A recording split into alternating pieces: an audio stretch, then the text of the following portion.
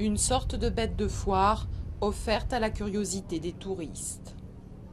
Ils sont chaque jour des centaines à faire le voyage depuis le continent vers l'île du Giglio pour voir le Costa Concordia qui a chaviré le 13 janvier dernier, causant la mort de 32 personnes.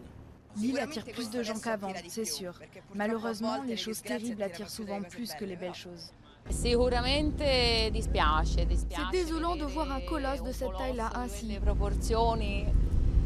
Mais au final, la vie de l'île doit continuer. Et c'est pour cette raison également qu'on a décidé de venir passer nos vacances ici. Les offres se sont multipliées, environ 10 € seulement pour faire l'aller-retour en ferry sur la journée et les bateaux ne désemplissent pas. Il y a une hausse du tourisme à la journée.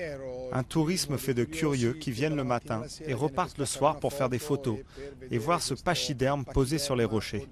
Il y a une curiosité extrême autour du bateau. Les gens sont satisfaits lorsqu'ils ont leurs photos. Et ils font du Giglio une espèce de musée qu'une fois visité, ils quittent. Du coup, le nombre de nuitées a sensiblement diminué cette année par rapport à l'an dernier. Effet Concordia, beaucoup de touristes ont eu peur que l'eau ne soit polluée suite au naufrage, alors qu'il n'en a finalement rien été.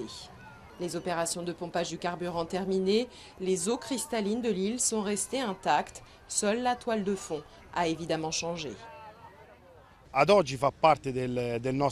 Aujourd'hui, ça fait partie de notre paysage, mais ça l'a altéré. Personnellement, je pense que c'est la même chose pour beaucoup de mes concitoyens. À chaque fois que je vois le bateau, je ressens un sentiment de douleur et de tristesse. C'est vraiment quelque chose de terrible. Aujourd'hui, ça fait venir les touristes, mais il ne faut pas oublier qu'il y a eu des morts. Les opérations d'enlèvement de l'épave ont débuté il y a quelques semaines, avec notamment l'extraction du rocher de la coque du navire qui avait causé son naufrage. Le Costa Concordia renfloué devrait quitter les côtes du Giglio au printemps prochain. Il prendra ensuite la direction d'un port où il sera démantelé. La fin d'un cauchemar pour les habitants de la petite île.